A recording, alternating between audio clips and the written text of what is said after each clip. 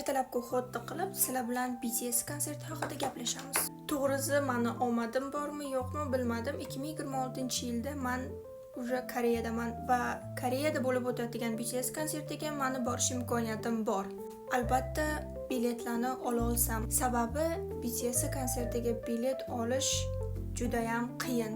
Ya'ni siz navbatda turasiz, bilet olganingizda navbatda turasiz va navbatingiz kelgandagina siz o'zingiz uchun bilet ola olasiz. Bo'lmasa yo'q. 9-apreldan BTS konserti boshlanadi va 3 kun davom etar ekan. 22-yanvarda pre-sale, 23-yanvarda esa general sale bo'lib o'tar ekan. Umid qilamanki, general sale'ga biletlar qoladi degan umiddaman, agar pre-sale o'zida sotilib ketmasa.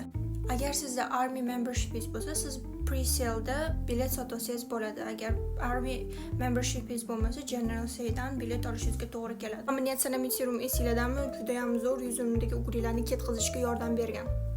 To'g'risi, men BTS Army membershipini olishga harakat qildim, lekin to'g'risi o'xshamayapti. Men buni 100 martalab harakat qildim BTS membershipini, Army membershipini olish uchun. Lekin bilmayman, nimadirlar o'xshamayapti, nimadirlar xato qilyapman. To'lovga kelganda to'lov bo'lmayapti.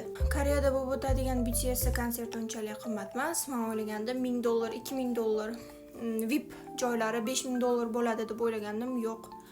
VIP joylarini 150, eng ko'pi bilan $200 ga olsanglar bo'lar ekan. Oddiy joylarini $100, $150 dan olsanglar bo'lar ekan. Lekin bor, bu biletlarni olish juda ham qiyin.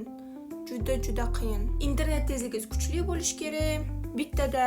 Bittada faqat bitta bilet ola olasiz, bittada ikkita bilet ola olmaysiz. Hamma o'z uchun bilet olish kerak. Misol, men o'rtog'im uchun bilet ola olmayman, chunki u o'zidan bilet olish kerak. Chunki u o'zini infolarini kirgizish kerak bilet olganda. Liska bilan ertalab o'qitimni qilib oldim va men umid qilamanki, BTS konsertiga borish menga nasib qiladi.